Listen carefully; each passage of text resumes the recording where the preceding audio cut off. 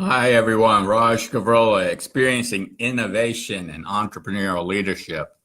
This is the last week on solving a performance strategy. And so strategy 6 was advice. You can go and watch the other videos for the other strategies. They're in the group. They're on YouTube. Strategy 7 is clients. I could almost make strategy 7 strategy 1 because whatever you're doing, whether it's for a client, whether it's for your company, your organization, your business unit, your department, your team, or just for you in general, you need to have two people vested in it. You, is it to your liking? Is it good for you? Is it better outcomes for you? Is it to the other person, the other company's liking? Is it good for them? Is it better outcomes for them? What's the common goal? What are the common goals? What are the better outcomes? And then what are those worth to the both of us? And we come to an agreement and we go forward. That's what building a relationship is about. And so when you engage in that, you're wanting to determine if you were to solve this performance gap, who benefits? It needs to be more than just you. And usually it always is, because if there's a performance gap, someone else will benefit. Now, how directly, that's different.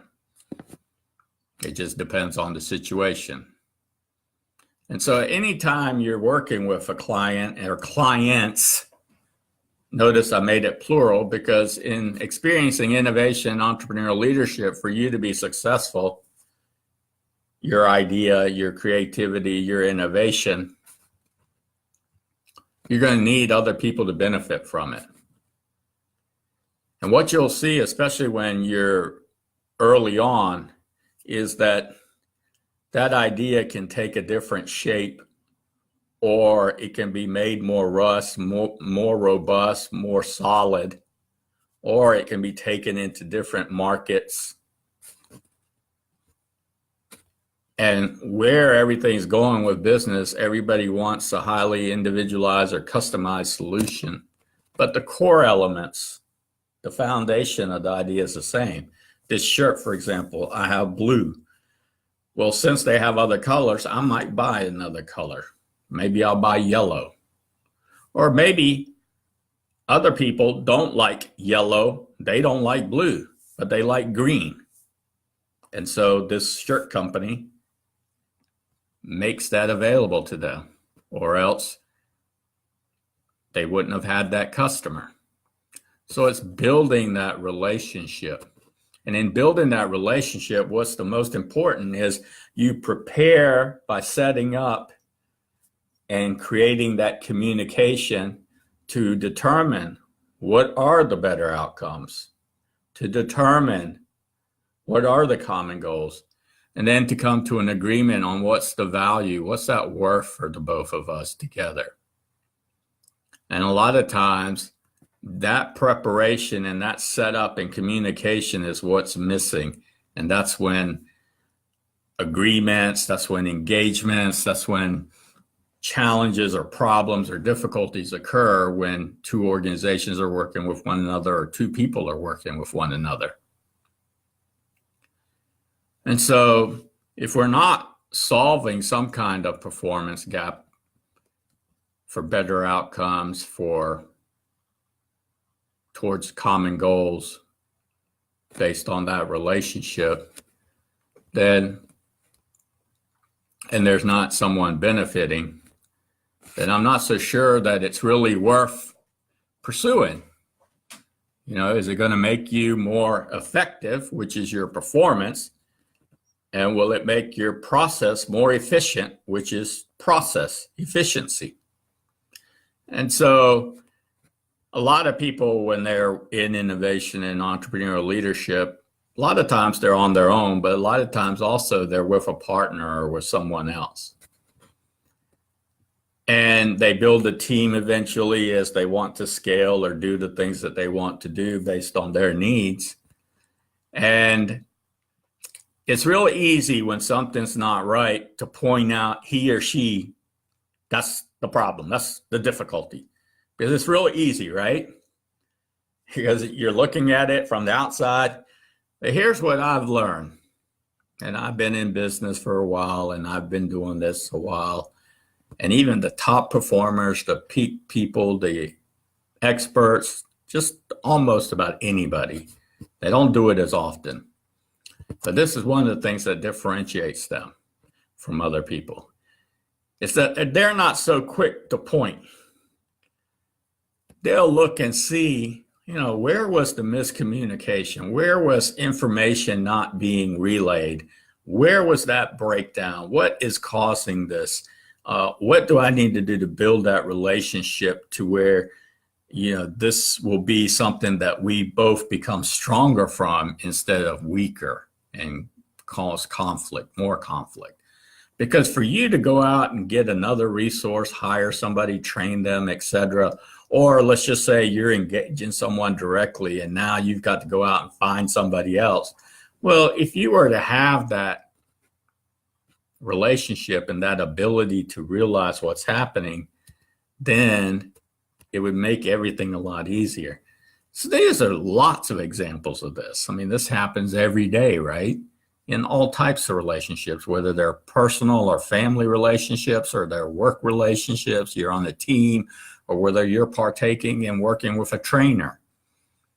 The trainer most likely, or somebody would say, well, let me see you just do this, and then I can tell you what adjustments to make. Well, if they could tell you in advance sort of like what to know and think and feel as you're doing this, chances of you being successful are much greater. But see, a lot of them, because they're not in my field, and that's just a very, very simple tip that I'm providing or giving, it's worth a lot. It's worth a lot. Because then you understand what the knowledge or the thinking and the feeling needs to be, what they need to see maybe or hear or even smell. And you're taking away that unknown factor from them. And sure, they have a lot more unknowns, but you're diminishing that amount tremendously by doing so. And this will happen when you're working with your partners, with your team. Okay? And a lot of times that's sort of what they talk about, or terms and conditions, or that's what we talk about, our indicators of performance success, those kind of things, progress. So to really understand that and to have that dialogue or that conversation around that and the reasons why it's important to both of us so that we're both successful. It's not one trying to out mindset the other. No, it's about getting the better outcomes and the common goals that we're interested in. And so what is my zone effect for this week? Well, the zone, as I describe it, is when you're making a performance breakthrough, you're doing something better, you're making an improvement, you are doing so with more ease. Everything seems to be in slow motion or it slows down. Time is not a deterring factor and it feels effortless. Well, in my work, as you all know, you've seen my model on experiencing the zone more often, which I call the zone effect. And at the very beginning, it says, think performance cue. And what I have found, and of course I do this when they come to see me and I work with them, is I explain to them what that means. However, what could I do to make it easier for my clients? So what I did is I put the word know and think performance cue. So I added know and think. And what does that do? Well, what that does is that it makes your mind more effective and efficient. The reason is as you get into a car and you're driving to Charlotte, you know you're going to Charlotte. Well, then you think to look at the gas gauge and you say, uh-oh, I need to get gas. So you think through that process, and then you know you're getting gas. And so knowing requires less processing of your mind than thinking. Thinking is more critical process. And then once you think it through and you look at all the situation and the options, the choices, the decisions that need to be made, then you know what it is that you want to do or need to do or have to do. And when you know that, then you free up processing space. You create certainty. And so your brain is sort of like it's on, and then it's more active, then it's more. And so you're not overthinking, you're not thinking too much. And this is a challenge for a lot of people. They're thinking too much. When really it's real easy to implement knowledge and skill. That's easy, right? When you have knowledge and skill, that's easy to implement. And so by having that, or by knowing that knowledge or skill, you have then less pressure, less stress, less anxiety on your processing in your brain, the way your brain functions, the effectiveness, the efficiency of it. And you save the thinking, the critical thinking process, and have more room available for that, because now you know and think versus just think all the time. Because if your mind is actively engaged in thinking all the time, you're going to wear out. That's how you get mental fatigue. So if you're a jogger, for example, and you like to run, well, let's say you run a 10K. Well, in the whole 10K, if you're just thinking the whole time, you're not as effective and efficient as if you know and think. So you might think, okay, you might know then for the next mile, I'm going to run at this pace. And then you're set and you're going. And so the amount of thinking you're doing is a lot less, because you already know the pace that you want to go at, and you're going at that pace. But then after that mile, you need to think again. And then during that mile, there may be some events or situation that occurred that you had to have your thinking process. Oh, he came in front of me. That wasn't part of I wasn't expecting that. There's no way I can determine that ahead of time. There's no way. And that's when thinking comes. But knowing is exactly that, the knowledge and skills. And so as you do that, you'll find that you're not focused on the pressure, the stress, and the anxiety factors as much. And this is the same thing for having downtime or for active recovery. Downtime can be a vacation. It can be, well, I'm not at work and I've turned that off, or not even thinking about it because I'm engaged in something here at home, which is how it should be. Or I'm going to a play, or I'm going to dinner, or whatever. But if you're carrying it with you, then you're over processing, you're overthinking, you're thinking too much. And that's when your brain and you develop stress, mental fatigue, pressure, anxiety. And we all know those things are not good for us. And so my zone effect was exactly that, updating my model, which I would tell my clients. However, why not make it more efficient for them? It's worth it. And so you being my client or prospect or prospects or marketplace, or just someone that I want to help, I may never meet you ever, but this video might be of great value to you. It actually might be worth a lot, have a lot of value, is valuable, but we'll never meet. And that's okay, because I'm happy to give.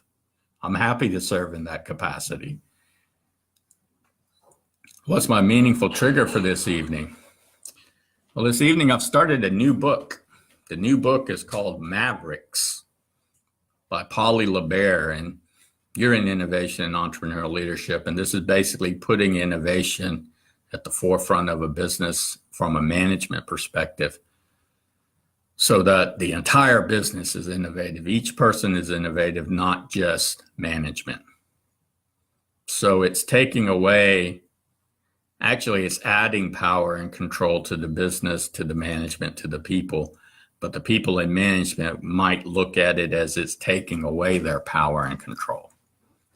So it's a little bit different in that regard, but you all know I'm an advocate or proponent of innovation and entrepreneurial leadership, thinking and knowing and thinking and performance. And so that's my meaningful trigger, is to read the book and really understand some of the insights that she has. So if something here resonates with you and I can help you and we can talk about your specific situation, you can contact me at 864-569-2315 or Raj at rajgavrola.com.